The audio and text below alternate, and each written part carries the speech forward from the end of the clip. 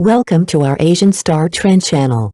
Today we have the following news. CCTV6 made a scathing comment on Sunny Flowers, and the main criticism was not to Zhao Liying, but to Feng Xiaogang on April 10. A recent episode of CCTV6's Today's Film Review sent ripples through the media landscape, igniting widespread public discussion.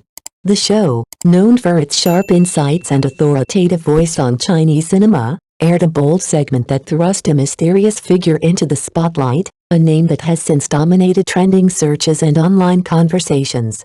Who is this person stirring such debate? What message lies beneath the surface of their story?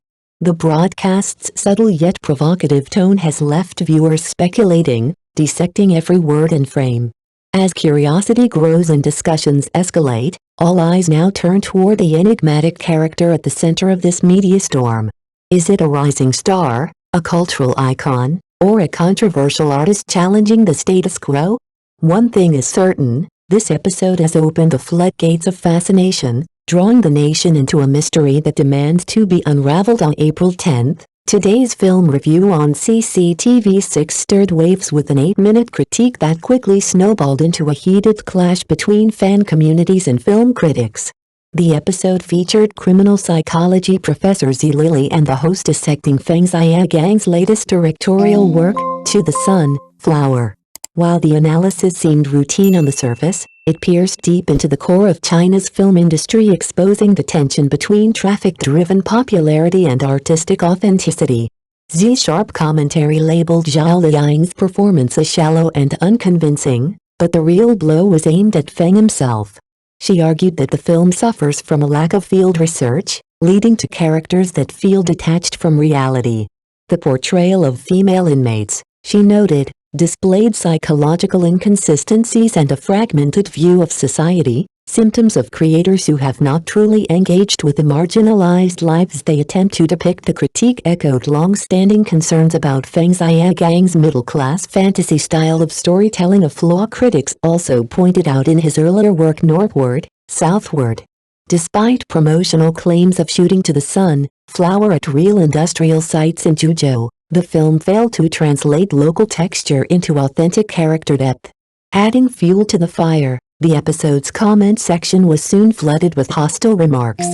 Some of Zhao Liying's fans reframed Zhao Liying's academic critique as a personal attack, even circulating fake lowest-rated posters to deflect criticism. Ironically, this emotional backlash underscored Z's very point: when traffic-driven celebrities headline films, public discourse often derails from artistic merit. While Zhao's dedication going makeup-free, learning regional dialects and sign language is commendable, her commitment couldn't fully salvage a script hamstrung by structural weaknesses. The controversy has sparked a broader reflection: when will substance finally reclaim its place over spectacle in Chinese cinema? As noted by experts from the China Film Archive, To the Sun, Flower's slow climb on Douyin from 6.6 to 7.9 reflects a deeper truth: audiences can distinguish between acting flaws and fundamental creative issues. The criticisms aimed at director Feng Xiaogang speak to a broader challenge within China's film industry: the growing pains of industrialization. Screenwriter Yu Zhou once remarked, "Field research isn't tourism, it's a bond with the land." Yet To the Sun, Flower, though centered on the reintegration of former inmates, lacks the grounded authenticity seen in films like Dying to Survive. Its characters' struggles are distilled into theatrical conflict rather than human complexity. This pattern of creative detachment has surfaced repeatedly in Feng's recent work, from the skit-like personal tailor to the airbrushed urban world of Northward, Southward. Ultimately, his cinematic vision seems increasingly out of step with the pulse of real life, a detour the industry can no longer afford to ignore. In this ongoing controversy, a subtle balance of power has emerged, with multiple factions influencing the narrative. Zhao Liying's studio quickly urged her fanbase to refocus on the film's artistic merits, while Feng Xiaogang's team, in stark contrast to his notorious fiery image from a decade ago, chose silence. The market response has been equally complex. Despite the film's commercial success, crossing 100 million yuan in its opening week, critics argue that its portrayal of female solidarity remains superficial, lingering in the realm of empty slogans. This divide echoes scholarly Zhuin's insight: when creation is detached from life, no matter how polished the visuals, it's just an empty tower in the sky. The tension between artistic aspiration and market forces reveals a deeper fracture in the industry, one that challenges the true value of cinematic storytelling. What began as a brief critique on today's film review has evolved into a revealing moment for China's film industry. The uproar surrounding To the Sun, Flower has transcended the merits of a single film, exposing the deeper anxiety within the system.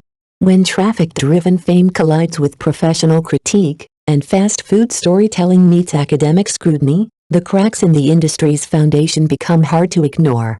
More than ever, we need the calm, critical voices of programs like today's film review, and we need creators to return to the spirit of artistic discipline, to treat themselves like iron, as the saying goes.